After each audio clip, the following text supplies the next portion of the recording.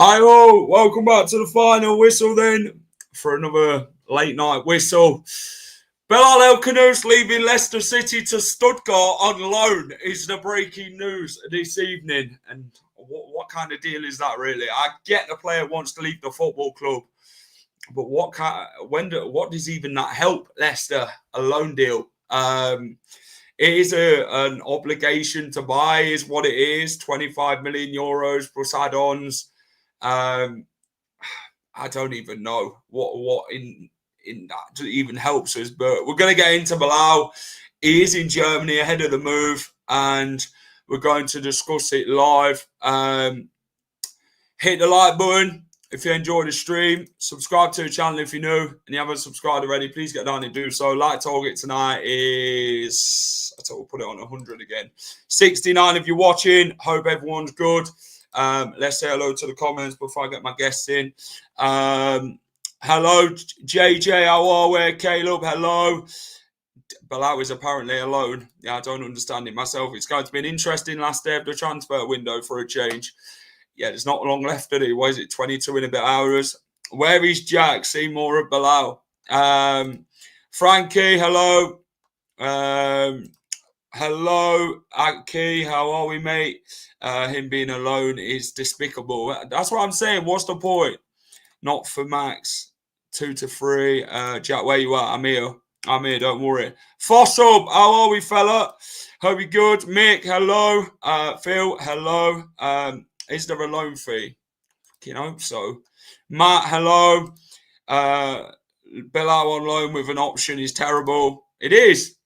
Rudkin's done all right up to now with getting players out of the door, but that deal just doesn't make sense. That's what I'm saying. I just don't get it. Typical Rudkin. Exactly my point. Like, what? Where's the money to help us spend? Like, this was what we was hoping for. Money to spend. That doesn't help us at all. It's ridiculous. What about if they don't want him at the end of the season? Then we're going to be stuck like we was with Christensen in Samare and Fossub. Any signings coming in apart from the Argentine? I bloody hope they are. I think Marty wanted him gone, to be honest. He did want him gone, but we were hoping Stuttgart would pay money. They've just got 69 million for that striker who's just gone to Newcastle. Unbelievable. I'd expect a striker, keeper, midfield, potentially Rak-Sakyi. Vardy has been confirmed today, signed for Serie A team. Yes. He does good things, but does something stupid. Exactly. Yeah. 91 if you're watching, get involved, hit the like button, subscribe to the channel. Sorry I'm ranting, but that deal stinks, in my opinion, alone. I was hoping we'd actually get money for it, but I don't know. Right. Let's get Dan in. Dan, how are we? I'm good. How are you? Well, angry by the sounds of it, but I'm bloody. I'm sort of annoyed with that. Yeah. You're fuming. Admit it.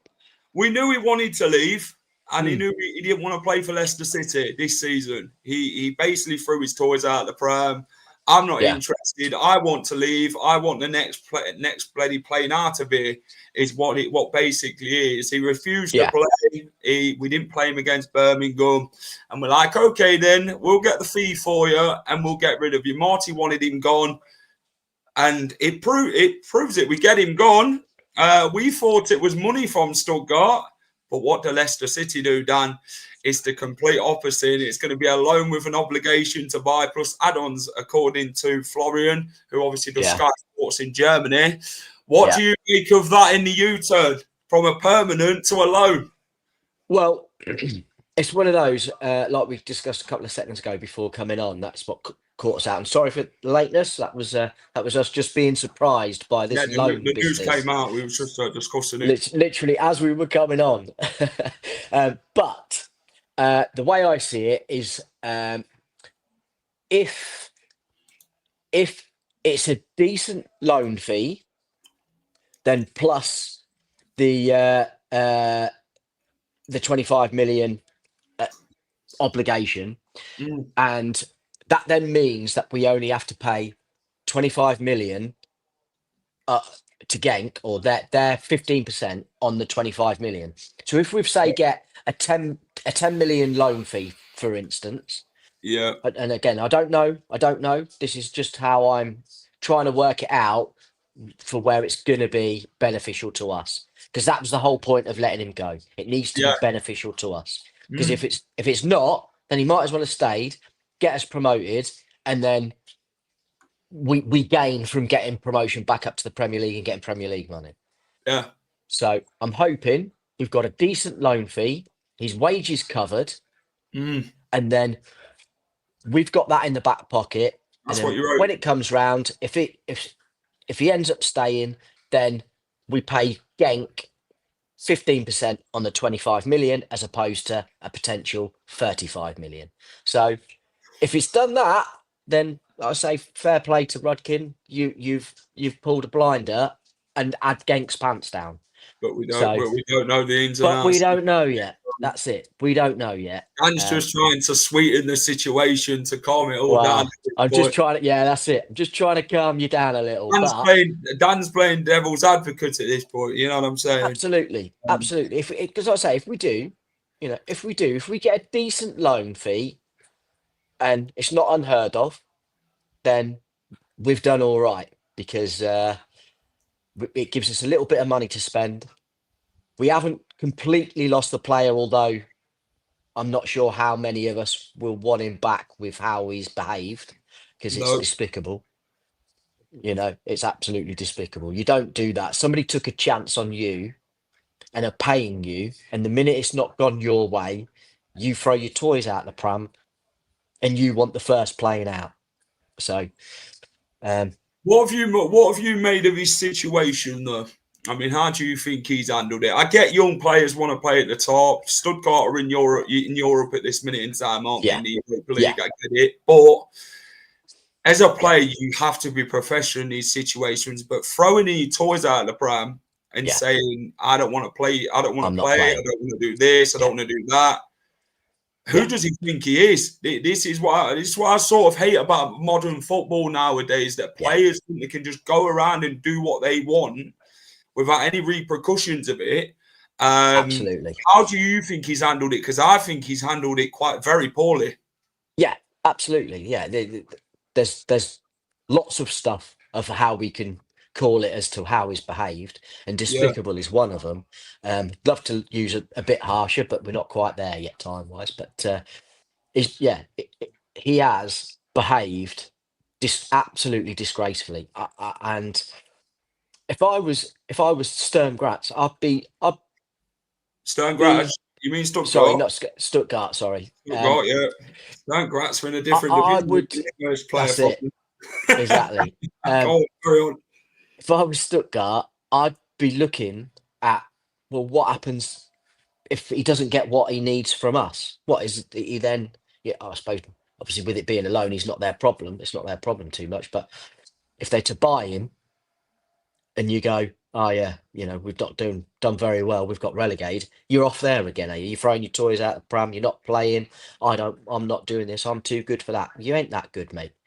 You are a good player, don't get me wrong. I'm not jumping on that bandwagon because he's gone, saying he's not that good. He is a very good player, but there's a limit to him. He's not an elite player, which is where he seems to be with his mentality at the minute. Yeah. So I agree. That's the thing. Like, you'd expect him to be professional. You looked at Eze before he went to Arsenal. He handled it freshly. He trained. He played. He did everything what was asked of him. Bilal, you've obviously had a lot more regarding what his agent's been doing. Sacha Taglieri spoke a lot about him this transfer window. We always knew he could leave the football club. We was always prepared for him to leave, but it was how he would handle the situation himself. Because that 100%. game, he was poor. His head weren't in it at all. Then the Charlton game, didn't play. Birmingham game at home, didn't play. Yeah. So that's the whole thing. Like, and you need a loan fee, of course you do. T says here, big up T Roberts, by the way. A loan with a required buy would be understandable, but are we certain it's an option to buy? Let's judge the window after Monday. Well, it is an option to buy. Is what's been put by Florian Plettenberg in his tweet, which is a German reporter who does cover the Bundesliga quite well. Any news on Jordan James? We're going to get into that, Noah, very soon, mate.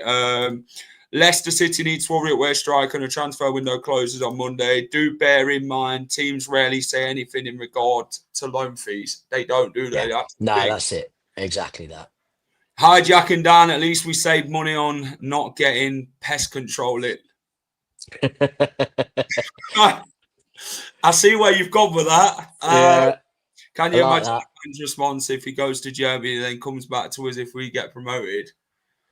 That's the problem, innit, Dan? Like, what if Stuttgart don't actually pay the money at the end and they say, okay, it's an option to buy. We don't have to buy him. You see what happened with Christensen when he went to Syria. He got to Bologna. Football with that team, didn't he? And then he said, I'd never play for Leicester again. He said they'd pay us 13 million euros. But then he never ended up doing it, did they? They said, thanks. They did. I think they offered us £5 million, which is taking the piss.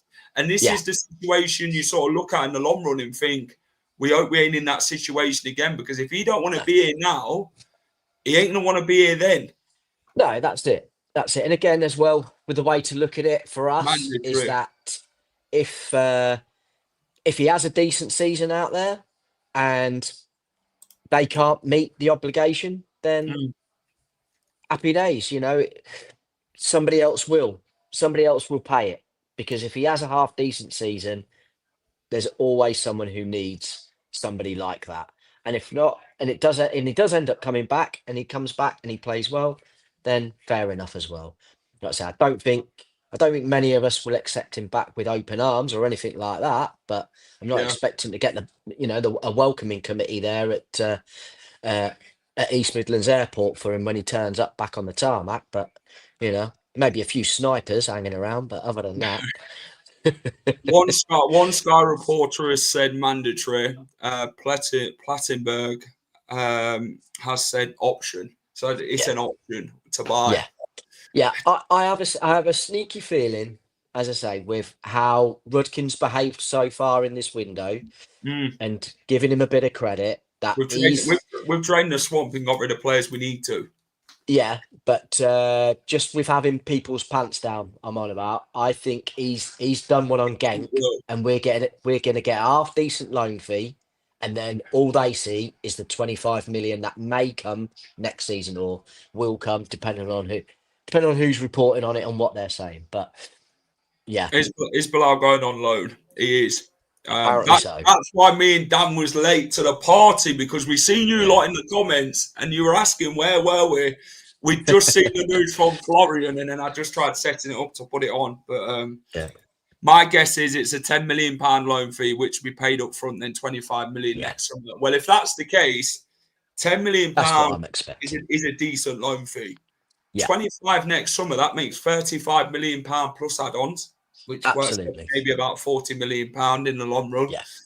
So maybe it might not be bad after all. We've obviously reacted to it and we've seen it and thought, it's not good. Bilal can't come back into it. Seems to be, I don't know, Fossil might be sort of things to make it mandatory, if that makes sense. Bilal on loan is effing baffling. Hello to Banana. How are we? Is there any more news on Fossil? It's gone quiet, mate. Fossil said a lot of outgoings links had died when I asked him yesterday. Bilal is a class player, nothing like Christensen. Different positions. Bilal is a good player. He's got huge potential and a big ceiling. But what we sort of saying is, It's how he's handled the situation in his agent and everything like that. And this is what we're talking about, the scenario itself. You should handle it in a professional manner and be respectful to the club. And the way you handled it and say, I ain't playing against Birmingham, like, you don't decide that. You should never decide that. That's down to the manager. And the manager's thought, I'm going to have to get rid of him here. Rooking, just next person who offers something for him, just say, okay, then go and get the money for him. Yeah, that's it. That probably includes Fast. Victor doesn't want to be here with his fake injury. Get him gone. I don't know if it's a fake injury. I know Forest are interested, but I don't know where that's bloody gone. Samore, Fast and Christensen all staying, I think. Easy, Tribe, how are we, mate? Evening, Dave. El Khannouss on loan is a great move for us. Well, the only thing I see it as a positive is we get him out of the way, because he doesn't want to be here. And when you see a player that's very unrested, very unsettled, and doesn't want to be at a football club, you find any way possible of a move to get rid of them. Absolutely. And this is what Leicester's done. They've seen the next opportunity after Crystal Palace and thought, we're going to have to get rid of him here. Yeah. We can't have him hanging around, because it then unsettles the team, doesn't it, Dan? So after the transfer, nobody will, and we refuse it. The squad's going to be well unsettled and think, I don't want to play with him. Why you kept him for if he didn't want to be here? Exactly that. That's where I was going with. You saw how the players were after the Birmingham game, how they've celebrated together, how they're after the whole Monga incident and when he scored his first goal. Since then, they, you could say are slightly over celebrating now with what they're doing with stuff, but I don't care. You score a goal, it's the best feeling you can have as a footballer. So you should celebrate it. And they're doing that now. And after the games, look like they're loving life. They're loving life under Marty, which is great. That's where they need to be. There's a togetherness where at times earlier on in this season and the back end of last season, they wouldn't even speak to one another, let alone put their arm around one another. So it's great. So then what you don't need is somebody sitting in the background going, I don't want to be here. It doesn't help, because it just gets everybody else's back up, and then you get isolated and you're away from the group, and then you're not worth anything to us. No, and this is what I say.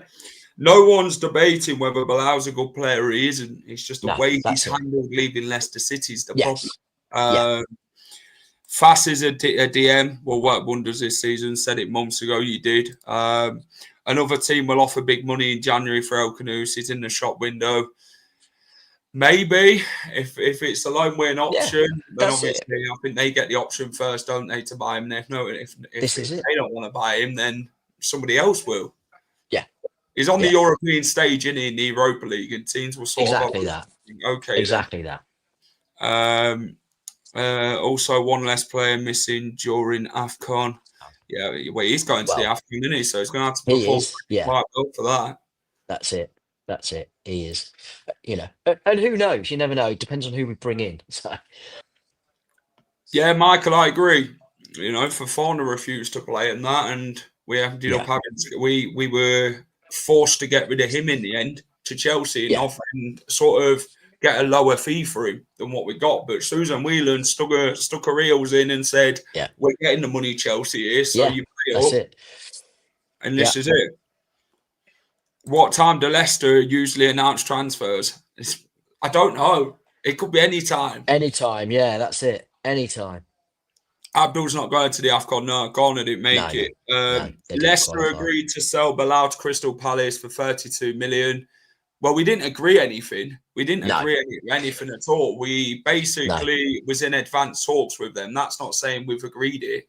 That's basically saying, okay, we're going to look at the deal. Do you want to pay what we want?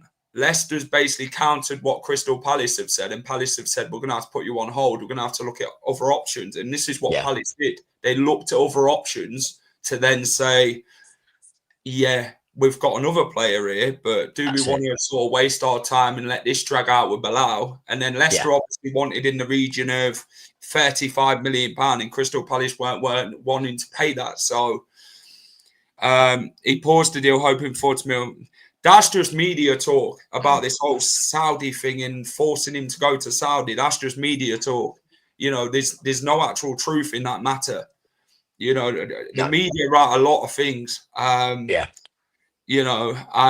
people read it. People buy newspapers. People pay for subscriptions online and all that. And that's how this transfer window works. Look at other players. I think it was it Boniface? Was it the Leverkusen striker who supposedly was off somewhere, and they said to Fab, "Well, it ain't done what you've said." No, that's it. Absolutely. And he rejected the Saudi option and confirmed he won't move there. It's all just speculation, Sam, mate. Sound big old 14 seconds after it shuts. Evening all. Evening Blue Fox. Definitely one panic tomorrow. Tomorrow morning, I think the striker will be here. Well, he's due for his medical. It's quite ironic. One player in on loan and another out on loan on the same day. I hope they're announcing players at 9 a.m. till 12 p.m., 3 p.m. to 6 p.m. tomorrow. It's going to be so stressful. I really hope we sign 3 or 4 players. Well, Leicester's been linked with about 500 players, haven't we? Yeah. That's bloody 5 days. It just feels we don't know what's going on. It feels like we've got a queue of players as big as the China Wall, Great Wall of China. So, queuing up at Seagrave, ready to go in. Got turnstile entry. I heard Fulham after Abdul's going nowhere. Yeah, no, and like I say, they've now bought a Brazilian winger in. So that's probably one of them where they went, how much will you let us have him for? He's a Premier League player, and they went, well, we'll have 70 for him. And they went, I don't think so. We'll go elsewhere. Went, no worries. That's no problem to us. Dan, where's your beer tonight? School night. Can't up early. Don't drink on a school night. No. Christensen or Thomas at left back. Well, at the minute, I think you all got Luke Thomas, Christensen. Yeah. I mean, I don't know why you would play a player that wants to get himself out of the club. So an awful good to us. Deal by Rudkin. We sell Bilal with little money in and purchase bargain fee in 12 months. Tony, I think it's going to be. I think there will be a loan fee somewhere. They don't really talk about loan fees, though. They only talk about permanent deals, don't they? This is the thing. And maybe someone like Rob Dorsett will come out of it tomorrow or whoever. But then, if it's £10 million loan fee and £25 million plus add-ons, it probably works out about a £40 million deal in general if they do ended up buying him in the end. So, and we're going to get on to Mr. Carranza, the man himself in the minute, the Argentine striker, Carranza. I think that's what he's called. Yeah. But Bilal is in Germany. He did arrive there about 6 o'clock. Their time, by the way. I think it was 5 here. I think they're like an hour ahead, aren't they, Dan? That's it. So he is there. There was another photo of him in a bloody Stuttgart shirt doing his medical. Ask Clibbo, Jack. I would ask Clibbo if he was here, mate. But Clibbo did say to me yesterday, though, is that they'll sign somebody on loan. That's what he said from his people, whoever he talks to. At least 2 tomorrow. We hope doubtful with Rudkin, though.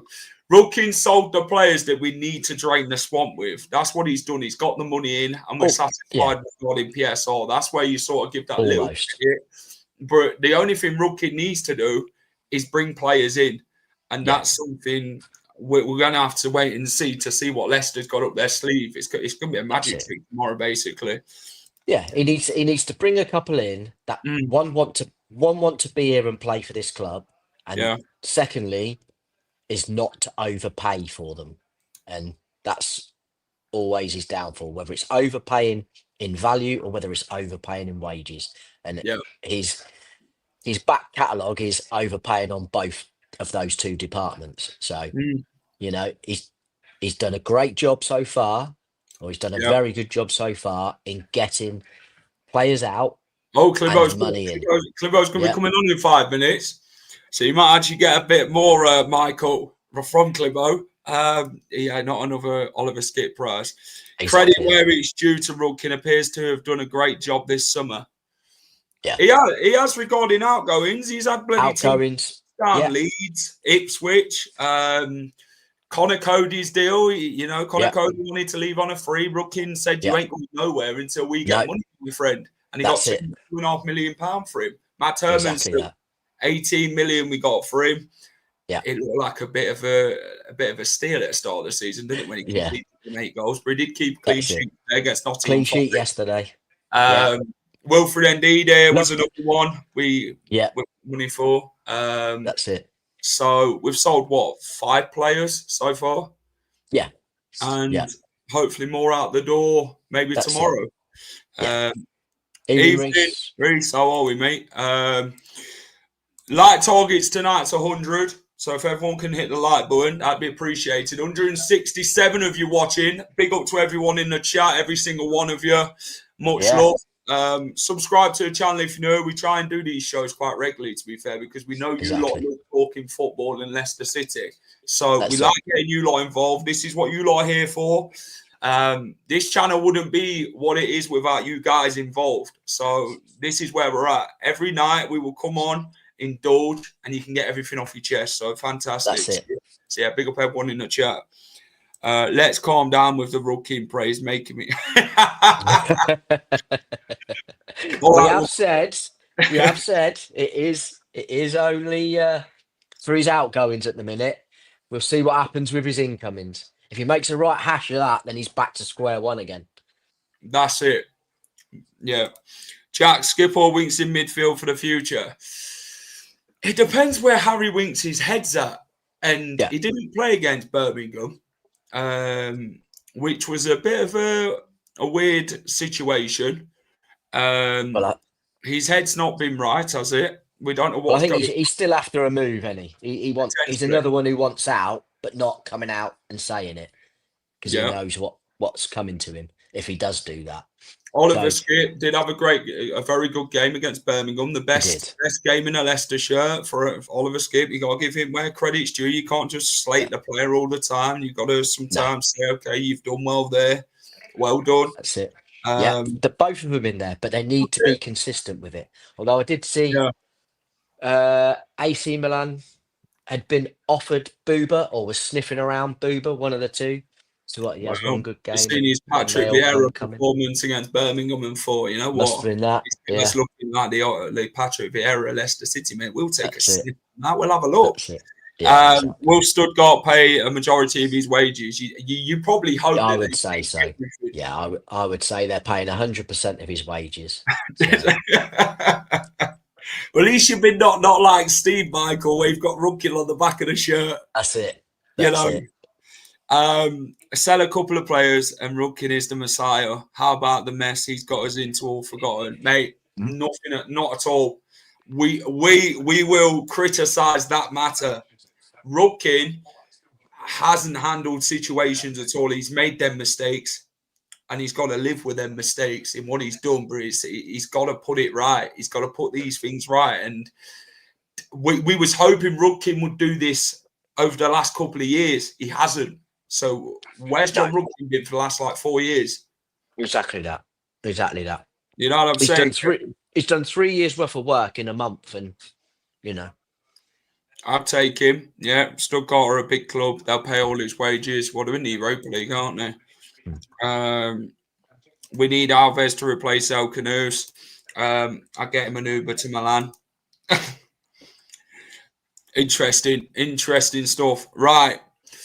Bilal's going out on loan then, with the option to buy or mandatory, whatever it is, whatever deal Leicester City's bloody put on it. Fans in the stadium on Friday were making sure Rudkin knows what they think. Exactly. Yeah. Like you say. Absolutely.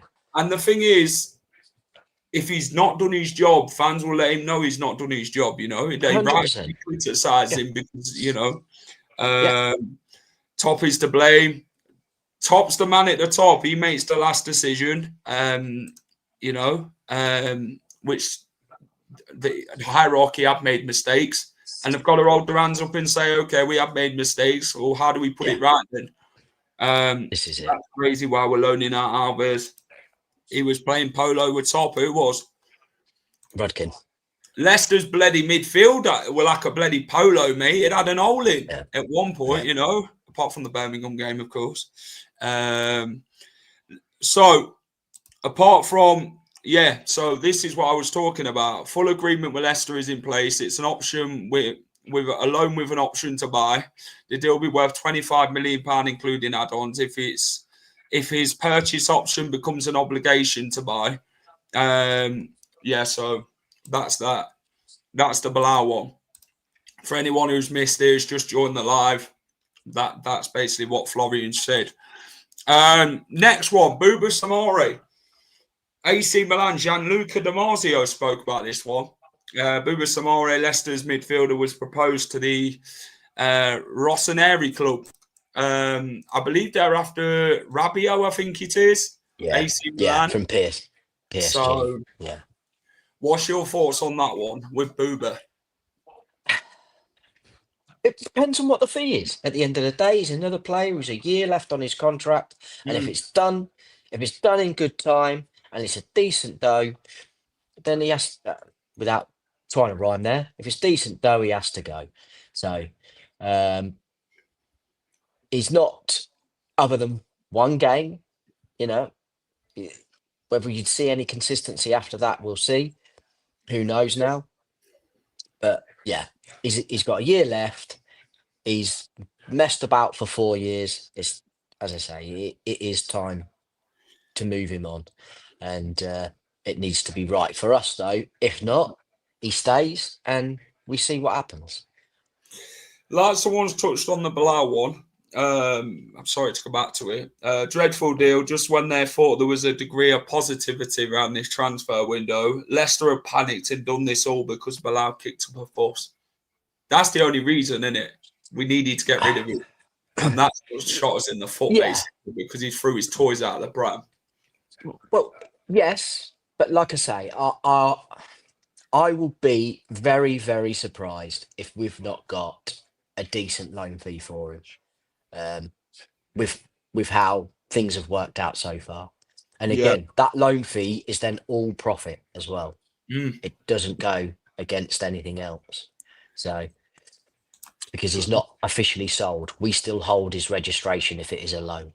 So we do, and that's what the matter. Do you know what I thought though, Dan? That we'd actually get the permanent deal done, and we'd see him off, and you don't see him again in a Leicester City shirt. Exactly that. That's what we were hoping for. That was obviously the most favourable, and I don't really understand why they've not shelled out, because they've got decent money for the lad they sold to Newcastle.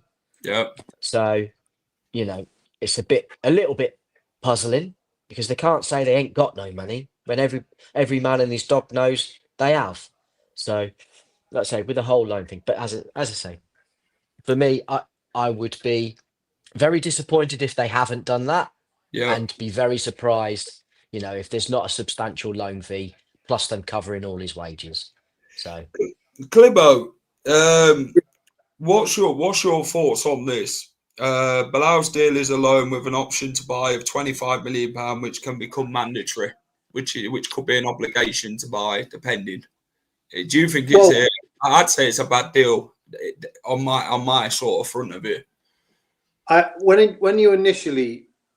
I initially found out about it, I reacted exactly the same way as you. Yeah, I was really pissed off about it, because again, you've got a player hanging around. You're kind of hoping that he does well at the club that he's at, and we've had this situation with Dennis Pratt and players where they've, you know, these teams have tried to lowball us and gone, well, you know, at the end of the day, they don't buy them, do they? No. And so you're stuck with that player again. But listening to Dan, if that was the deal, I mean, I don't know how much of the deal much paid in the wages and that. And I mean, that would work out as a good deal. We just got to hope that he goes over there, plays out of his skin, and that all of a sudden we get a bit of a demand. But there's no way. I mean, I saw a picture of him. There was a picture doing the rounds actually at the game, wasn't there, where he was sat in the crowd? Yeah, on his phone. And it just pissed me off. massively. I don't want players like that at the club. No. I will say, Clibo, that's not how that's going to work. If he plays well, the obligation to players, they'll activate the obligation and then just sell them on for profit themselves. I don't think there's any way he comes back to the club because there's an obligation. Hang on a minute. And apparently it turns into a mandatory after a certain amount of games as well. Yeah. Yeah, a bit like Abdul did for us. I mean, that is good. And I mean, you would hope, it's like what Dan was saying, you would hope that Rudkin is learning some tricks here and that we end up with the better deal. I would accept, when all said and done, is if we make 30 million on the deal, then I'm happy with it. But I am a bit tired of people taking advantage and lowballing us. It is grinding. According to Lee, it said that Marty wanted him out at all costs to stop any sort of issues within the squad. So it's good that we've got a manager that's taking a firm stance on this sort of thing now, because I'm sick and tired of players thinking they can take advantage of the ownership and the club itself. You know, if you don't want to be here, piss off. I don't want you here in the first place. Yeah. That's what I saw long term. That's what's pissed me off. I didn't think it'd be a loan. I thought it'd be permanent. I thought, what? I thought he was going to go with Clibo being the sexiest man on the street. We get the money. We get the money that we need, which is what we needed to get rid of him because he don't want to be at the club. So get rid of him around the squad. But a loan deal just doesn't really suit us. I wonder if it's because getting a permanent with 24 hours to go is quite difficult to agree fees and stuff. Whereas this sort of it means that you can loan him out, and we know that we're loaning him, and then you can work behind the scenes in regards to the rest of the deal whilst he has his medical and stuff. You know, I agree. I think a loan is a bit stupid because what if he breaks his leg or he gets an ACL and he comes back to us next summer because they don't want to sign it? You know. Well, just in regards with that, I've just seen Graham Bailey. He used to be the Sky man, didn't he? He's put that Bilal El Khannouss set to leave England despite strong interest from Crystal Palace, Tottenham and Leeds in this window. Stuttgart paying Leicester more than 30 million for the Moroccan international. Yeah, so I imagine that's like 26 plus 4 for loan fee and wages covered for the year and whatever. So, but look, at the end of the day, he goes. We want him out. I don't want him anywhere near the club. If he was to stay and then be incorporated back into the club, can you imagine what the fans would be like towards him? Exactly that. It's just exactly that. He's sort of dealt with this situation the wrong way. His agent, and this is what the issue is. You know, he's refused to play. So it's like, okay, then. If you think you are type of thing, and Marty's made him known about that, it's like, well, okay, then you don't want to be here. We'll get the deal done for you, and we'll get you gone. That's fine, whatever. And it's good to see that Marty's putting his foot down with these types of players who think they can just do what they want. I mean, that's possibly the best news that we've had about the whole situation. Anyway, is he's gone. You're not going crying to anybody. You've pissed me off. You're trying to upset the dressing room. You're gone, sunshine. I don't care who you are, how good you are, how good you think you are. You're gone. You're no good to me. And that dressing room, if rumours are true about what's gone on in the past, is very, very good. I do find it interesting, though, that if Marty say he doesn't want him at the club at all costs because he's going to be a disruption, we've still got Wout Faes and Harry Winks at the club who, looks like they're angling for moves themselves. But I think that maybe they're professional enough to get their heads down if they don't leave and work on. But that's it. It's interesting that Winks didn't come on against Birmingham. Yeah, exactly. When we needed a midfielder to help sort of, the midfield was quite lackluster towards getting tired. Tired, we'll call it. The only thing I'd say is positive about this Bilal situation that he's at the club and he's not going to upset the squad that Marty wants to build the relationship with and get the best out of this team. He wants players who actually want to play for him, not players who don't. Yeah, I would rather go through the last 12 hours of food poisoning than have Bilal El Khannouss play for our club again. As much as past, he's not kicked up a stink. Exactly. No. Yeah, exactly. And the thing is, like, by all accounts, if Faes is still here come September the 2nd, I imagine he goes straight into that starting 11 over Okoli again, and we have Wout and Vestergaard as our central. Michael. Because maybe he is still our best centre back. Yeah, Nigel I Pearson. would be disappointed in that because, okay, his passing was a bit questionable Friday night, but he's not done that much wrong to No. to He shows justify passion being as well, dropped. doesn't he? Like you Yeah, see when we absolutely, score, he 100%. sprinted up the other end of the pitch to celebrate. Yeah, he's blocking and tackling. He celebrates everyone as if he's just scored a goal. Which Can we I just love show that. 21 minutes of much love to the manager?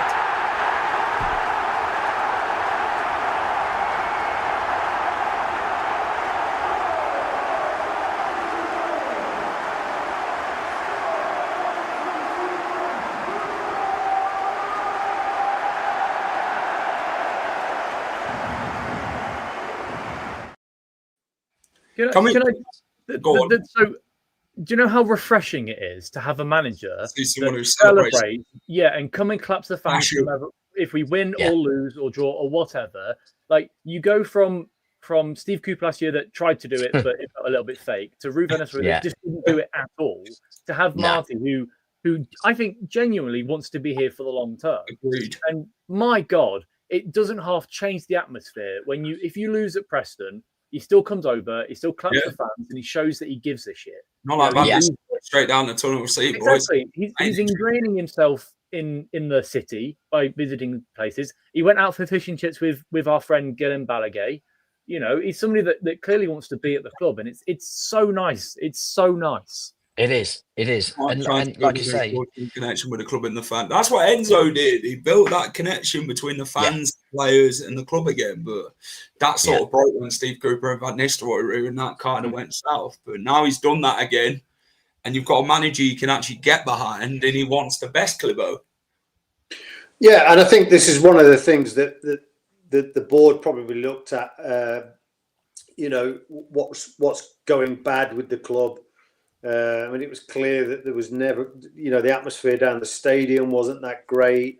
There was no continuity between the fans and the actual club itself. And I think when you ask QPR fans, the one clear message that you got from them was that he would align the fans with the club again. It's something he did with QPR and has done with other clubs. So I think that's been a real masterstroke, and something that the club has identified. And kudos where it's due.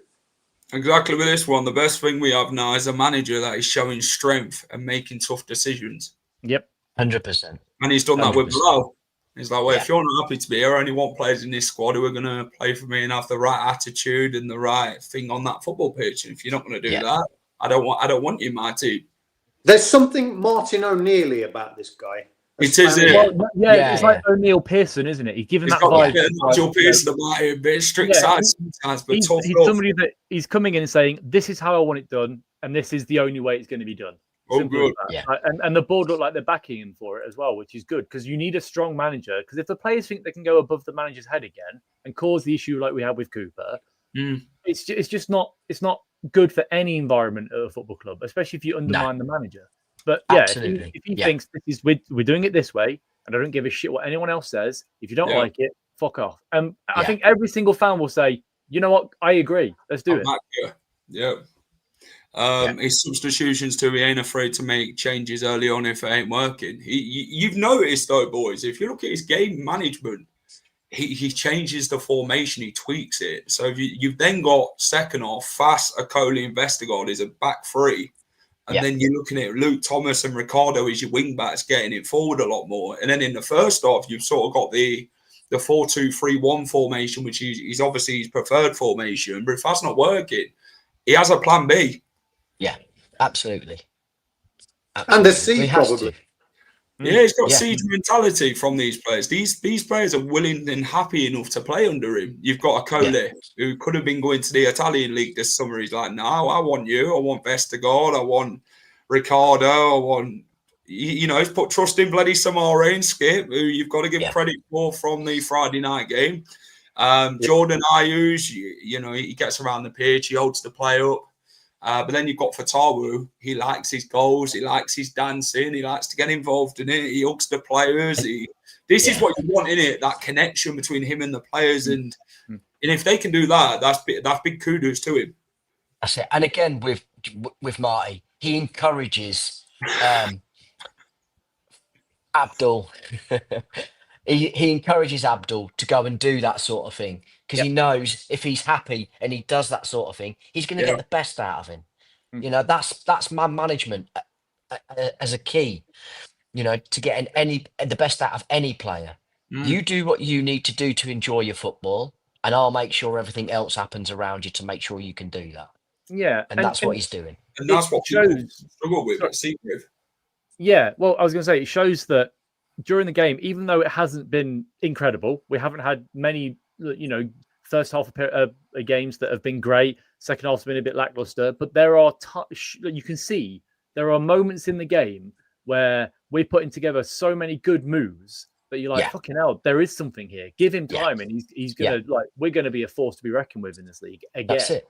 And it helps that we've got better players than quite a lot of the teams in this league. It does help, of course. But of course, you've still got to put the team together to perform. And he's showing that. So give it when he's got a settled squad as of tomorrow, and he knows who's going to be here until January. Then we're going to see a different side come the international break, because that 2 weeks as well. Actually, I know the players have gone away for a few days on holiday. But when they get back, there's going to be they're going to have another solid week with them. Exactly that. Because I think we're still all the new faces. What I like about him though, he's brought that feel good factor back. He needed to get the fans on side first and get the players on side afterwards. And people thought you need a Sean Dyche for this job. You need somebody else, someone like Danny Rowe to go in there and Seagrave and do what he's doing. No. He ain't like that. He's a breath of fresh air. He speaks a number of languages to every player in the squad. He needs to understand them, get to know them on a personal level, a professional level. And if we can build that bond, we can build anything together. And this is exactly that. This is the only player I looked at was Samori. Stubborn. No one's ever got the best out of him. Something's there, but we just never knew what. And Marty's like, I'm going to trust you here, Booba. And Samori has had little spells in games where you think, okay, then, we'll keep playing you and giving you that confidence. It's like Louis Page, Monga. He's trusting them boys to go and play in the team and be in their element. And look how good that's working out for him. That's it. There's a big rat behind me, guys. Speaking up. I can bloody smell a rat. I don't know where it's coming from. That was my arsehole, Jack, last night. Sorry, I didn't mean to. It was the pulled pork. Sorry, man, that pulled pork must have not done me any good. It was horrible. My God, I don't know why I ate it. Was there any room? I was on Marty looking at bringing Ryan Coley in from QPR. I know we've obviously, I think it was Africa Foot, discussed that one. There's been discussions between Leicester and QPR for him. Could we sort of see somebody we've not been linked with yet sort of come out of the blue, do you reckon, behind the scenes? It's not like we've not done that in the past, hence how we ended up getting Bilal is just came out of the blue. No. Well, even Fatawu was out of the blue as well when we signed him. Absolutely, yeah. So we're not averse to doing something different. Exactly. And I think this next, 17, 18 hours, we're going to see links all over the place to players that we wouldn't even think were available because the Premier League club likes that, now they know what their squad's going to be. They'll let a load of players go out on loan. So we could see a couple of Premier League players come in tomorrow on loan. Yeah. I imagine that it's going to be the busiest transfer deadline day we've had in a very, very long time. Will be the busiest. And I don't think it'll be a lot of money spent, but there'll be a lot of loans potentially. Crystal Palace are signing, is it Uche? They're sort of close to getting that deal done. So that sort of helps us with the man we're going to talk about in a minute. Clibo, are we still on for two perms and a free loan transfer? What's he said? I thought you were offering Clibo to have a perm then. That's it. Clibo probably needs one gold patch. I'm checking. Go and boof on. No, Clibo, he's saying. All I know is that's what the club were looking at. I've not spoken to my contact since the match. I I think the loans were based on the most expensive areas of the pitch, like the strike, which is what I said. Which makes sense because they're the most expensive. The strikers are always the most expensive players. Yeah. I mean, I can only tell you what I've been told. Yeah. Where are we next? Koulibaly. This one's come out in Italy. Koulibaly, ex-Parma, could return to Italy in these hours. They are elevating his his profile for their last-minute purchase. Both Torino and Cremonese, who've also signed Jamie Vardy. Well, we will be doing that. What's your thoughts on this one, boys? Because this guy hasn't featured. The last time we seen him was sat next to Bilal El Khannouss on the game on Friday. Mm-hmm. Would it be the right sort of move, do you reckon, for Koulibaly? Because he's not settled. He just hasn't really adjusted to life in England with the football and that. What's your thoughts on Koulibaly? Do you think we could potentially see him leaving tomorrow's deadline? I can. Yeah, I think it makes sense if he's not interested. Yeah. So it's not even that. I think it's a case of I don't think Marty rates him. He was a bit of a panic buy for Ruud, to say, look, we're still backing you. We've brought you one player. But in all honesty, if he's not good enough and he's not settled at the club, it makes sense to move him on. Even if it be a loan for them to potentially buy him at the end of the season. But if he goes to Cremonese, then great. He'll link up with Vardy. He'll fit in well there. But it shows the levels that he's at. If he doesn't get into a Leicester squad, but he can go to a relegation squad at Cremonese, So I agree. I would like it because I think I don't think he did anything wrong, and I think it would be extremely detrimental for his career. So I'd like to see him moved on just for that reason, really. For his own sanity, if nothing else, Yeah. You got to say. We've ruined enough players. You can't say anything bad about him because we haven't seen anything of him. Exactly. And he showed when he came on he was half an hour or so, he looked okay. He was putting challenges in, which is what we weren't getting from anyone else. So a move back to Italy makes sense. But on the Cremonese thing, so I asked my wife tonight if come April time, if Vardy's out there, do you want to trip out there? She said, "Oh, maybe." So if she doesn't go, shall we do a final whistle trip out to Milan next year? Yeah, why not? I'll tell you what, that won't be a bad thing to do, boys, to be fair. Go and see Jamie Vardy in his element, scoring goals in front of us again. Milan. Yeah, 30 quid each way flights to Milan. It's only like an hour train journey to Milan. Yeah, it's not even that. It's really close. And it's a lovely part of the world as well. So I think, if it happens and he's still there, we make a trip out there. I'm up for that. On tour. Yeah. Final whistle on tour. We are cooked. Not yet. We might be cooking though. I'm not saying the cooking isn't finished yet. No, definitely not. But is the Bilal deal move confirmed? Basically. It will be pretty much. He's on his medical, so now it's just signing the paperwork. It'll be announced tomorrow morning. Guys, we've set the like target 100. If we can get more than that, fantastic. Hit the like button for us. Enjoy the stream. Keep getting involved. 173 of you watching, by the way. So big up your fucking support. Well, then 100 is a minimum. We should be getting 150. All right. Let's take it one step at a time. It doesn't take much to click a thumb on the top of the page, does it? Yeah, come on, everybody. Do it for us. Jack and me will take our tops off if you do it. I'm all right. I don't think anyone wants to see that. Steve, with all the outgoings, what dish have we got to spend now? So I genuinely think because we're looking at loans rather than permanents. I mean, we could probably push a couple of permanent deals, maybe spending up to about £10 million total. Depending on, so the big thing is if Bilal goes into this year's accounts if it's an obligation to buy and they do buy him, the club can put him into this year's accounts rather than next year's, which is helpful. And they're probably looking at doing that anyway. So we probably have about £10 million to spend permanently. And then the loans, with the loans, it's very, very strange because it only counts for 1 year. So you've got to pay for that anyway. But with the amount of money that we're saving on wages, loan deals are, they're not really that problematic compared to like, the Edouard deal where we spent £9 million to loan a guy to play half an hour and that was it. So yeah, you're probably looking at about £10 million most that we can spend at the moment. But we're showing that we can sign players that will do a job for this team. The Argentine, whatever his name is, I forgot. It's just gone out of my head. He looks like a decent Julian Carranza.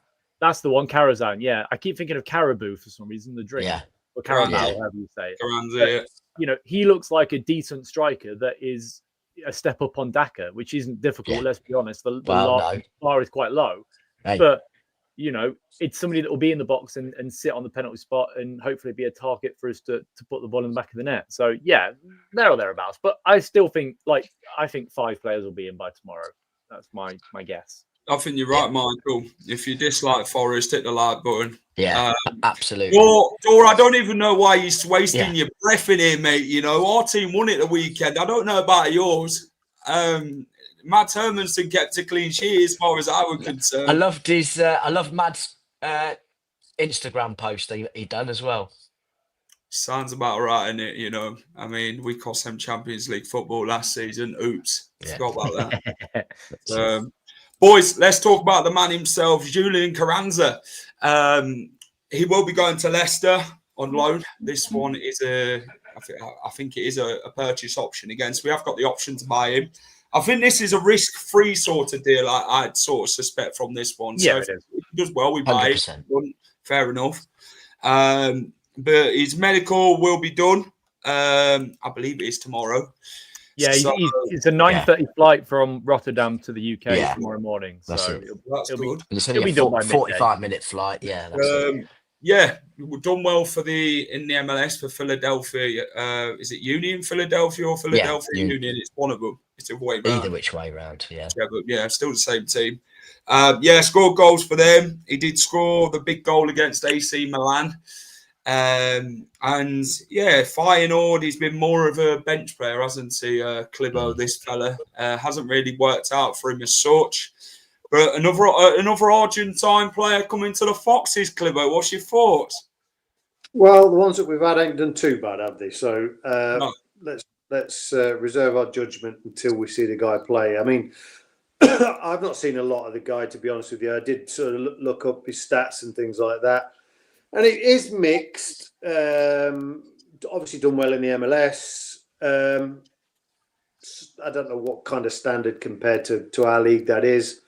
I've watched a few clips of him. He looks, I wouldn't say a massively technical player, but he seems to be one of those players that we're sadly missing, which is the person that's picking up the pieces in the box. We've got 2 great wingers providing crosses.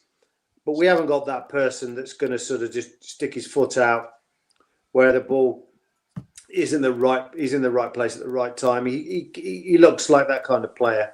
And I think at this level, 25's reasonable age. I think it's a very risk-free option, and I think it's hopefully going to benefit the rest of the lads in the team, particularly the wingers.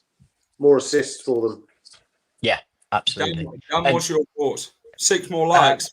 Go. That's it. I like what I've seen from him. Yes, his stats are very mixed, but you get that with forwards. They do peak and trough depending on the service they get. But the best thing I liked about him is that he takes no shit. He's a horrible little man. He's almost. That's the only. You might say. That's a bad thing. Don't go upsetting him, calling him small, Dan. You don't want to come here then. Exactly. But he don't mind giving it out. Let's put it that way. And I think we need that in our side. So apparently, according to his agent, it's a done deal. Yeah. Rise, he obviously messaged his agent. I don't know where he finds his agents on his social media, but fair play to him. That's what I was saying. If that's what he's got, but. I mean, like I say, you're not going to have a flight booked and everything else sorted if you're not coming. So otherwise, that's where Leicester needed to look more at, wouldn't it, Steve? South American players. Yeah, well, I think our actual South American scout is Sean St. Ledger, funnily enough. Yeah. So, I haven't seen him do much work out there as of yet, I think he's there just for the parties. Yeah, clearly. It's like when you get a scout on Football Manager and you send him to Mauritius for the season, they're like, there's the players here somewhere, I'm sure. That's it. Yeah, I think it's an untapped market, but the issue now is that a lot of clubs are getting into that market. You see Brighton, you see City that pick up players at a young age, and it gets a little bit overcrowded from clubs coming in for them now. So, we should be really looking at the Scandinavian market and those sort of places because they're a lot less tapped up, that's for sure. And there's some very good players. He can speak Scandinavian. Marty Cifuentes, by the way. Exactly. But on this guy, he's fantastic. So he played for Banfield originally. That's where he came from, his club.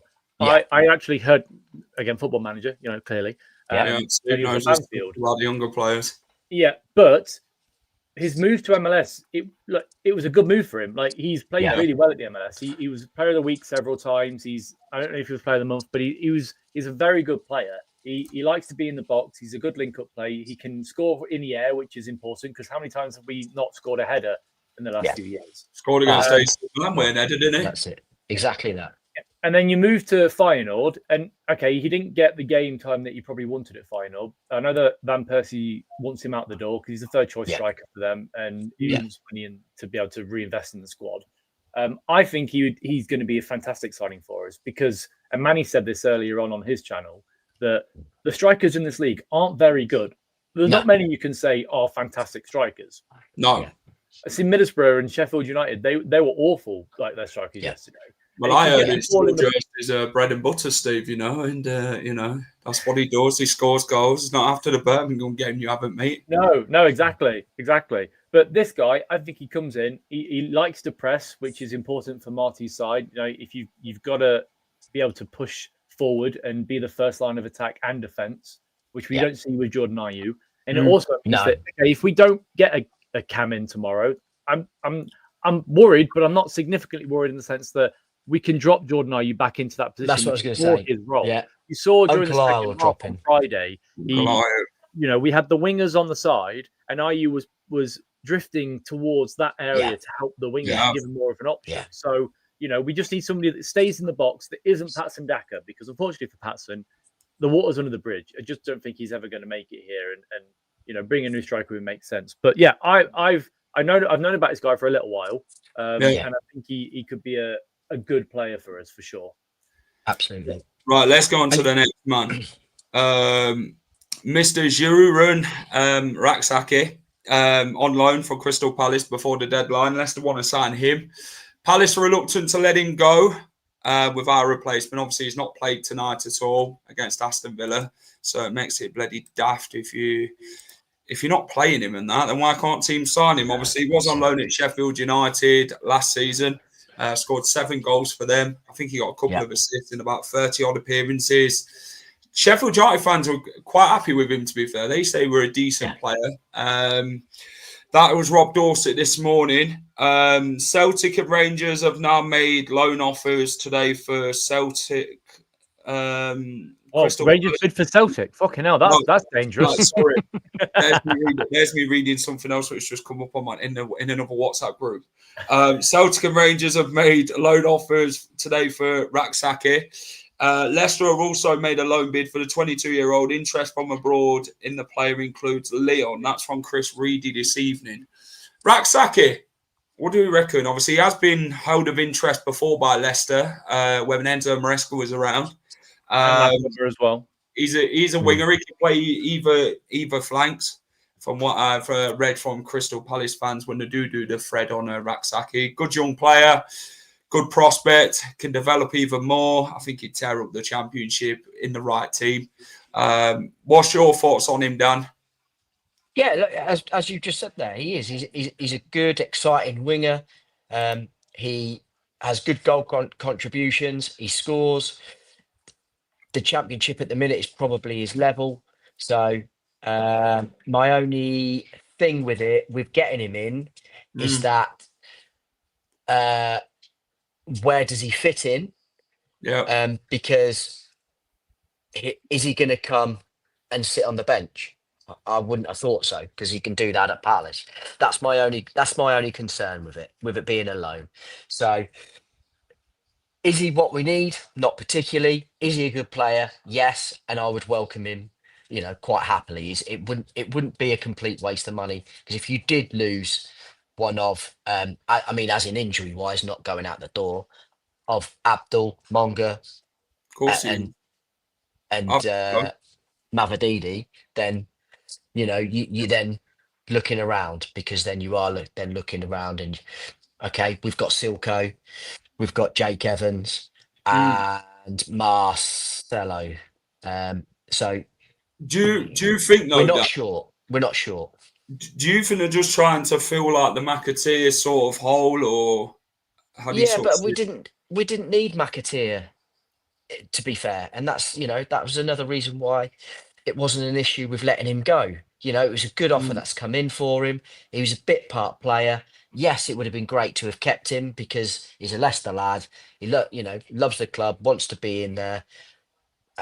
But if you get a decent offer for some of these players that are fringe players, because that's all Casey really was, you let them go. And we don't, like I said, we don't need to fill that hole. We've got 3 young lads that are coming through. Plus, there's one in the under 18s as well, isn't there? Can't think of his name now. So, what's the point in bringing a loan in that's only going to help Palace? I'd rather we stick with our own and only bring in what we need Fair enough, Clibo. elsewhere within the pitch.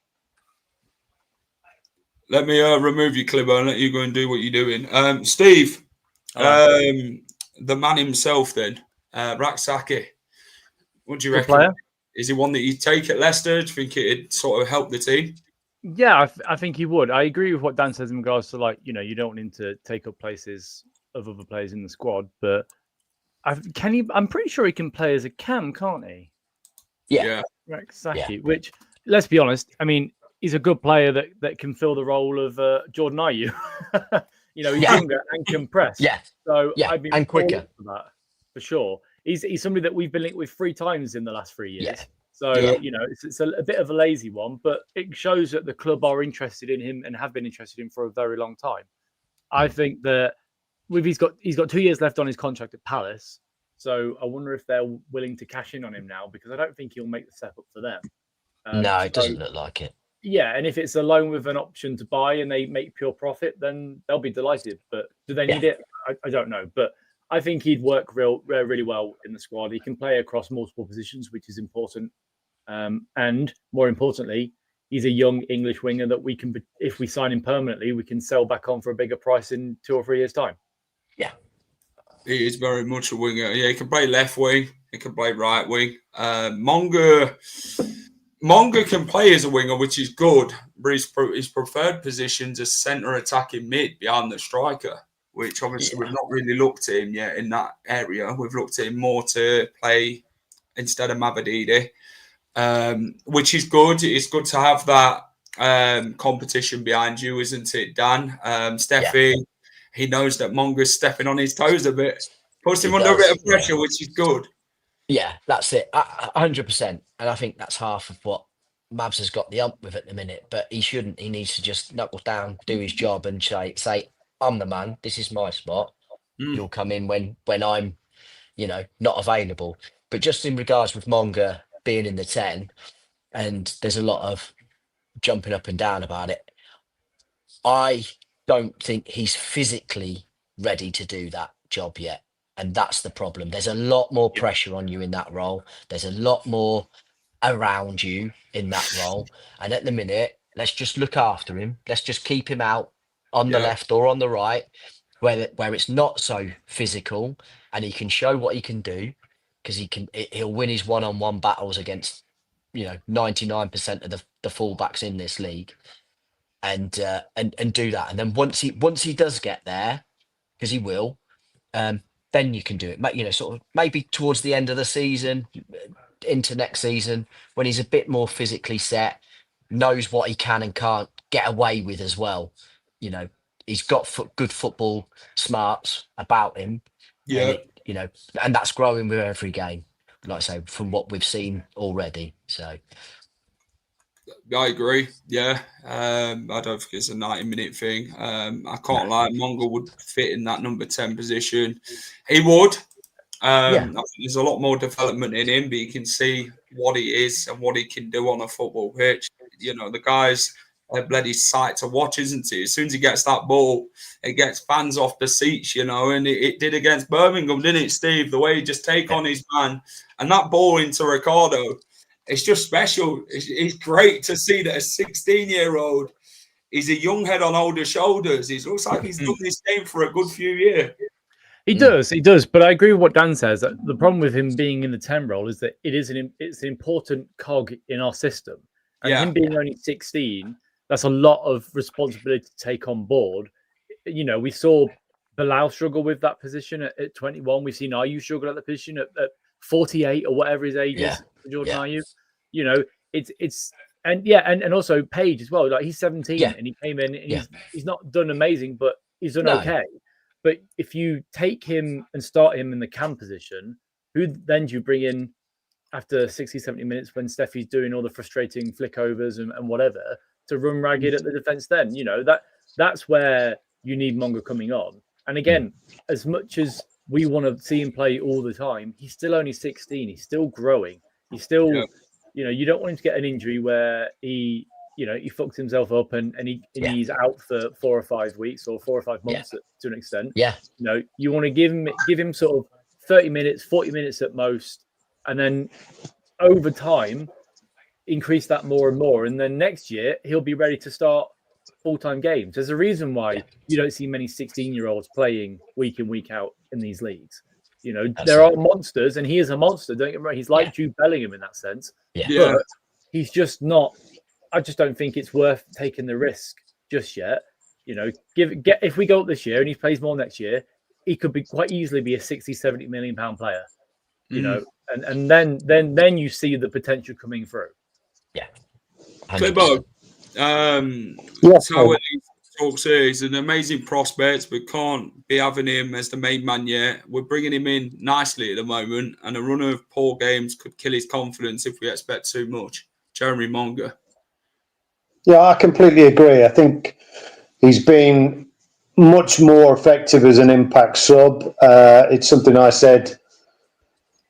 I think I was having this kind of semi-argument with Reese. He was saying that. I mean, I think he agrees with me now, but at the time he was like, if he's good enough, he's old enough. But there's a big difference between what he's used to and the league we're playing in at the moment. And it's not always about the level of skill. It's just a little bit of knowledge, a little bit of nous, things that you learn as you get older as a player. And I think he's on a steep learning curve, and he's taking it all in. And he's starting to make the right passes at the right times. He's not always looking to skin his man and play up to the crowd.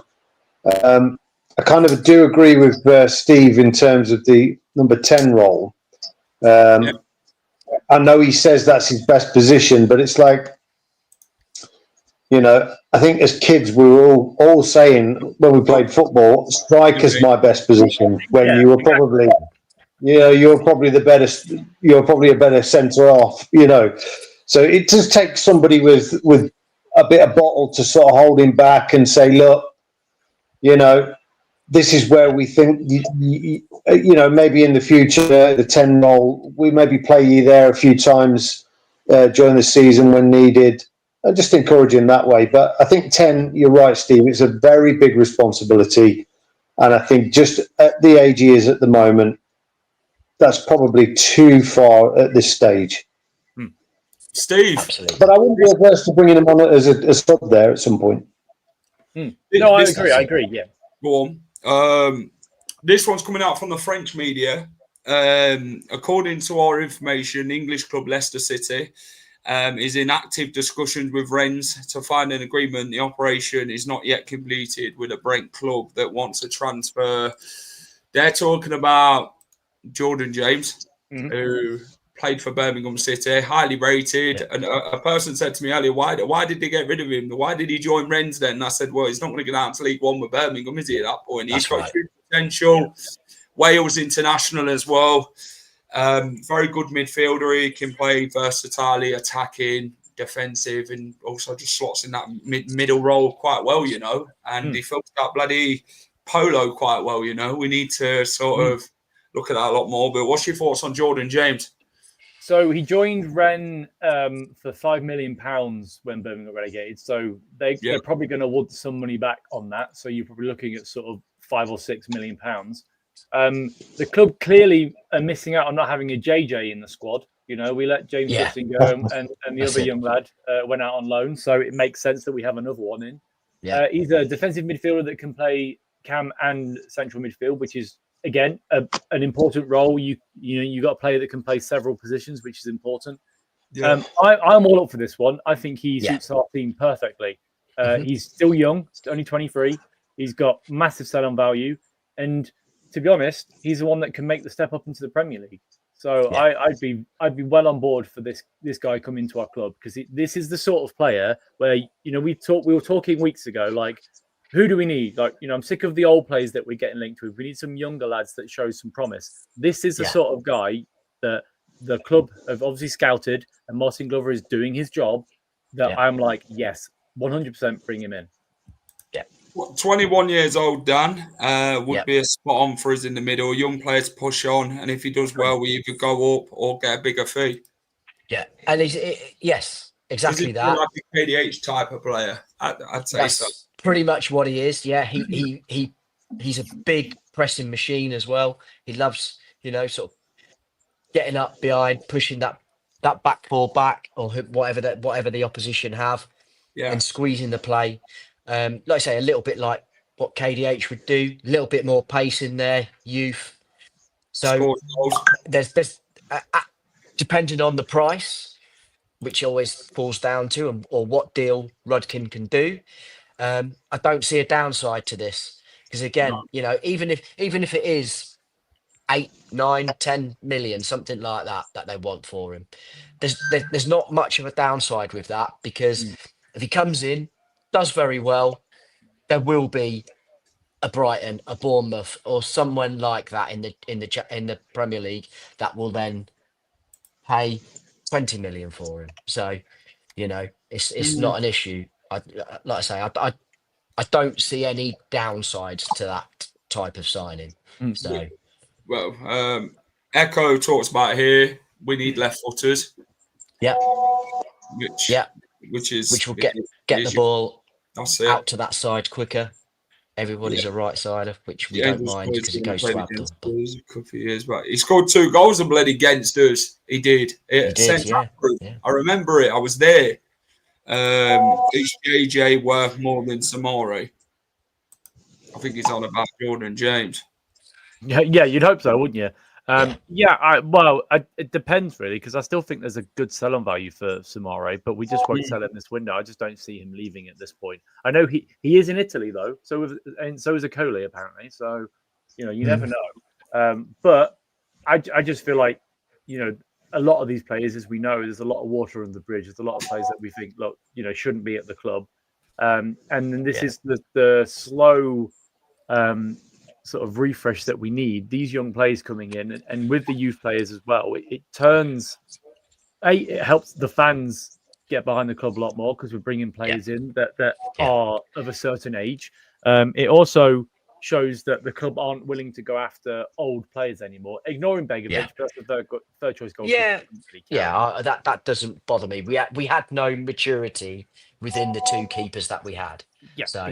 Exactly. So these sort of transfers are the ones that we should all be getting behind. And even if there are some players out there that you'd think, oh, you know, are they good enough to play for Leicester? But if they're young and they've got potential, then, you know, a different environment changes how a player performs and grows. So, you know, even if there's a couple of lads in the Premier League that we think, oh God, they're a bit shit. Look, you know, things can change. You know, you look at Dewsbury Hall. Okay, he looked good for us. You know, but before he signed for Luton, we were like, oh, is he going to be good enough? Then we got relegated, and we were like, "Oh, he wasn't great in the Premier League for us." But then he's exactly great in the Championship. Went up and played for Chelsea, and then went to Everton. Look at him now. He's playing very well for England. So give these players time, but also, we're sick of old players. Give me young lads. Yeah. That sounds really weird. I realise saying "give me young lads" sounds very strange. Exactly. Like it's all right. We won't hold that against you too much, just yet. Someone is popular by the sides of it, Clibbo. Yeah. Clibbo's talking to his mate. What's happening? No. Jordan James Clibbo. This one would be a good move for Leicester. Young. He's got the big potential. Proved it in the Championship. He did play against a very good Leicester side last time round when Enzo Maresca had us. For Rennes, he has made the appearances. I think he has scored, maybe. But he did score quite a few for a poor Birmingham side in the Championship last time round. So he is one that can get forward. He can do a lot. He does like to battle hard. That's what you want in that midfield, in it, though, Clibbo. Them young players. Obviously, Marty did that at QPR. He trusted a lot of his young players in the systems that he played, and they worked quite a lot of a treat for him. The thing is about this league, it is a tough league, and I think like for older players that are not good enough for the Prem, it's good for them to step down. But I also think young players using the Championship gain a lot of experience to take them forward up to the Premier League. It toughens them up. They learn the nous, the little sort of tricks and the tricks of the trade, basically. So going to Rennes was probably, I suppose it was the right thing at the time. But I think coming back to this league is where he would be able to sort of promote his skills. And like you said, Steve, I think he is one of those sort of players that's got quite a high ceiling and would be able to step up to the Premier League. And I'm all about that. I don't mind them developing here because I think we've seen with the younger players that are good enough, they seem to be learning very quick under this manager, and that's very encouraging for any young player that comes in. And I'm sure even agents of these players will be looking at that.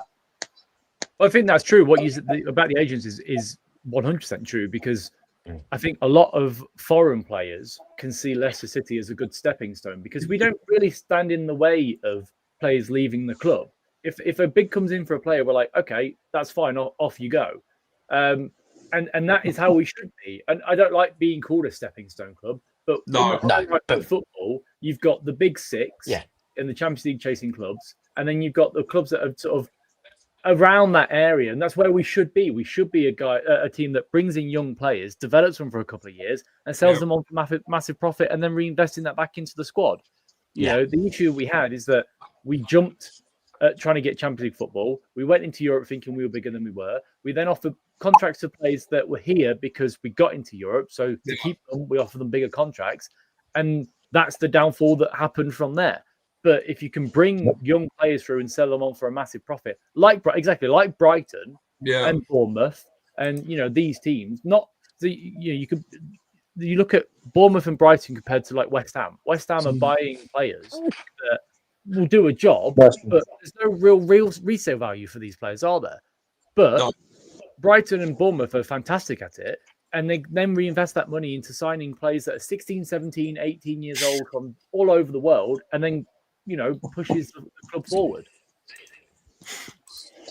We have to accept it that it will happen, though. We need to go back to selling a big money player and replace the off price like Bournemouth and Brighton. And that's why, like with Jeremy Mongo, if we get 2 years out of him and sell him for 60 to 70 million pounds, that's fantastic business. Because I think also, and I don't know if you guys follow the academy very well at all. Yeah. But there are a lot of young lads coming through the academy that are 13, 14, 15, that are really good. We're finally seeing Seagrave and the structures they put in place paying off. Exactly. Like I said, that's what I was saying about with the Rak-Sakyi thing. There's a 14-year-old winger that's playing for the under-18s at the minute. Yeah. So, you know, we do, as exciting as a player as he could be at 22, why would we bring him in when we've got others that are coming in through our own academy? Obviously not the 14-year-old. He's a bit, that's a bit too early, but I'm on about still Silko and Marcelo and of the likes. And there'll be one or two others in there that can do the same job. I don't know who it is. The issue with Silko, I think the thing is, Dan. Oh, sorry, mate. I think the thing is, as a business, you're always looking to buy an asset that you can sell. Yeah. So, although I do agree with you that, you know, looking from within is probably where your priority is. If you can see a deal in somewhere where you can make profit, I think that's probably what they're looking at. And also, you've got to say that how many times have you heard stories of very talented young footballers that are sort of 12, 13, 14, 15 that come through the academy, but then don't make it because they can't make the step up. So I've experienced it. If he's here for 2 years, 3 years, they can help the club progress, and then you can sell him on. Or if not, he's still a good squad player. But then these younger players that are coming through then can make the step up. Then do it. You know, you still have to have those experienced players around the younger lads, because you know, Jake Evans will be a decent starter for us. It's going to take a couple of years to get up to scratch, because he's good, but I just don't think he's ready to make that step up just yet. Yeah. But boys, I want to touch on the last one with you. Huddersfield Town are in negotiations with Leicester in a bid to sign Will Alves on loan for the rest of the season. Will Alves, he has had injuries, hasn't he? Sammy Braybrook had injuries, and Braybrook hasn't really come back the same player, has he, to be fair? He struggled at Dundee, didn't he? Sammy Braybrook, Will Alves, done well at Cardiff, then got injured. He had a good pre-season, but since Marty's come in, he hasn't fancied him at all. He's not even played, apart from the game in the Cup against Huddersfield. Clibo, obviously, I heard about the Huddersfield one the other day from a chat that I was looking at regarding someone sent me from Huddersfield Town who I was chatting to. It is believed that they are very interested in Will Alves on loan. Good move for him. I think maybe for the club and for him, I think it is, to be fair. I think you look at Louis Page, he's now more ahead of Will Alves at this minute in time, which is sort of okay then. Where do you fit in, Will? Maybe it is best that he goes on loan to Huddersfield. I think he'll do well there. What's your thoughts on Will Alves potentially going out on loan on deadline day? Well, the first thing I will say is I'm absolutely gutted for him, because I've followed his path through the youth ranks, and that's a talented footballer, very talented footballer. I don't know why he's not fancied, although he didn't have a great game when he came on the other week. That's granted. Now, that could be for a number of reasons. That the whole team was shit, to be honest with you. I think it might be a good move for him if he's. Let's be honest, Huddersfield are a really good footballing side. I know it's not the Championship, but he's going to be playing in a top side, and he'll get to play the position potentially that he's the best at, and he might come back a lot stronger for it. I'm really sad that he didn't get to be part of this team this year, because I really fancied that he'd do well. I've got that one wrong. So we have to remember that he's only 20. So he's still very young. He's 20 years old. Look at Dewsbury Hall. You know, he went out to Luton on loan and came back. When he was 23. I think if he was going to go out on loan in the Championship, he probably wouldn't start week in, week out. But at Huddersfield in League One, I think that's perfect. So you see how he is till January, and if we need him to come back, then we bring him back in January as a better player. That'll make him, you know, more of a man, I would say, this loan deal. And it's like Braybrook. I think Braybrook needs to go out on loan, maybe to a League Two side, just to get minutes. You know, you become such a better player playing in those lower leagues because it's tougher, and it will toughen them up. And I still think he's got a bright future at Leicester. The issue is, you know, he didn't look great at Huddersfield. That's right. But if we're looking at replacing Bilal, a more experience can make sense, because I just don't think, with it being an important position, it's a bit like Mongo. You can't trust somebody that hasn't got the experience playing in that position at a professional level. But yeah, send him out on to Huddersfield, who will be promotion chasing. Give him 6 months, or however it is till January, 4 months, and see. And then if we can recall him in January and be part of the squad, then I'm all for it. Yeah. You've seen the other lads were Tranmere, haven't you, on loan till January? Yeah, JJ. That's what Jadon Joseph. You can't fit them all in. Marty can only use as many players as he can, to be fair. He wants to shrink the squad as much as possible. He's obviously done that from 32 down to about, what's he on now? He's nearly on about 25, isn't he, if he gets rid of it? 25, 26. So it's good to see that he's doing what he's wanting to do, trim this squad. Young players, they're not all going to fit in the system. He's only going to keep specific ones, which will really, he think can really kick on. Will Alves, it's a shame for him. I like him as a player. I think he's got fantastic qualities about him, that he can do something, but Definitely. I don't know. I just think maybe loan is the best option for him, because in this team at the minute, where is he going to really fit in? Because if we sign another centre attacking midfielder, and then you keep obviously Louis Page at the minute as well, and you've got Jordan Ayew playing as a centre attacking mid at times, it's hard to sort of move it all around. Absolutely. Is Alves a Marty type player? Well, this is where we sort of question it. Is it? Sort of we won't know. We won't know until he gets a proper opportunity to play. And like what we can all agree on, we feel for him, because he had the potential to be that superstar that we would have ended up selling on and making a profit on before his injury. Everything was all you ever heard about was Will Alves and Sammy Braybrook coming through the academy. And they both got these terrible injuries. Will has come back a lot better than what Sammy has, but he just needs a good loan, playing week in, week out. Have trust in his own ability. Have trust in that ACL injury that he got as well, because that could be something that's playing on his mind. If I get whacked here, is it gone again? That's my career done. So he just needs to be playing week in, week out, be regular, get back, scoring goals, assisting, because that's his job. And then from there on, like you say, if he's sent there for a season with the option to bring him back in January, that works out well for all parties. And you also have to remember that Huddersfield get a player, and we get a player developed again. Exactly. And the club have Jordan Ayew and potentially another person coming in. Unfortunately, if the club aren't going to say, because Ayew's played every league game so far, every minute of the league game so far, he hasn't missed out at all. No. If they're going to put their trust in anybody, it will be the guy they spent £8 million on last summer that's on 60 grand a week. Unfortunately, absolutely, and I still think Ayew is a decent cam in this position. And I don't think Alves, unfortunately, will take over that position this year, because the club will just be like, look, he's an asset. We've paid money for him. Go out on loan. Go and enjoy your football for a few months, and we'll assess it back then. But I think he'll do really well at Huddersfield. Yeah, absolutely. At least we know we're doing all right. SSB, we appreciate it. We do try and include everybody, even though you're not here in person. We do include the comments and discuss everything that you guys want discussing.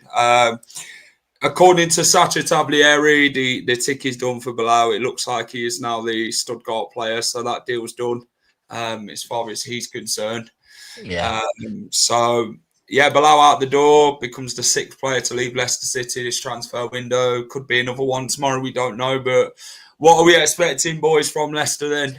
Big day tomorrow. I think we will have the late night whistle tomorrow evening to discuss how the transfer window's gone. But what are we sort of thinking? Some news for you, Jack. I've just seen that Chelsea have reached an agreement to recall Mark Gay back from Sunderland. So that could be an option back on the table for Leicester. Potentially. Another one. What? Don't we send him out on loan? Why have they recalled him? Is he not playing? Is the Jackson deal off? Is the Jackson deal off to buy? Well, that could be the other thing, you see, because Liam Delap got injured, didn't he? Yeah. Jackson was almost signing on the dotted line for AC Milan, and then they rang and said, "Stop that! We've got an injury. You might have to come back." So maybe his agent and him has dug his heels in and said, "I ain't coming back." Yeah. I'm pretty sure he played at the weekend though, didn't he? Oh, Delap's injured. That's what it is. Yeah, Delap's injured. Yeah, Delap's injured. Yeah, he's got a hamstring injury. He's out for 6 to 8 weeks. I'm sure they can go out and spend £200 million on a new striker. They can. I mean, it's never stopped them before, has it? That's Fofana's available on loan if anyone wants to take a punt at that one. I'll give that a pass. Championship clubs are interested. It wouldn't be surprised me if one of them is Leicester. Jackson refused to come home from Munich. Wow. Okay. Yeah. Well, that is it from us then. Deadline day approaches. How busy is Leicester City going to be? And John Rudkin looks to be very much in overload now for the next 24 hours. Well, it's about 21 hours, whatever it is, time left. Big day tomorrow, boys. And let's see how many we actually bring in. And could we see another exit? Who knows? That's it. But, just be careful with that as well. If 2 players don't go, we are expecting in Fas and Daka, just remember, Turkey's window and Saudi's window don't end until the middle of September. So they could still go. Yeah. So there's something to keep watching. Guys, just before you go, look, just to prove to everybody. Well, actually, about that, on this day, when was it? 2018, was it? I'm just gathering that. Adrian, and they didn't twig on to that then, obviously. I mean, it was a bit touch and go. I'm not going to lie. I had to tell them that it was my wife's dad that it was for. But look, at this point, I couldn't really care. I don't think they're going to bang you over a shirt. They can't prove that it's not somebody in my family, can they? Let's be honest. On this day in 2018, Adrian sold for 14 seconds over the time, and they ended up signing him in January, not the summer transfer window. So that's on this day. Abdul Fattah did sign on loan on this day as well from Sporting Lisbon. And look how good that one's turned out. That one went to be permanent. But thanks to everyone for watching. We will be back tomorrow actually to discuss the window and how everything's gone. Quality stream as always. Look forward to a transfer window roundup stream tomorrow. You nutter, good stream. What a wonderful night, Steve. Highlights of my evening. That 132 to watching. Please hit that like button. Yes, hit the like button. Please. Subscribe. We've hit the 100 like target, so if we can hit 150, I think we've done a good job. But no, thanks for watching, everyone. Good night, and we'll catch you again soon. Keep it the final whistle.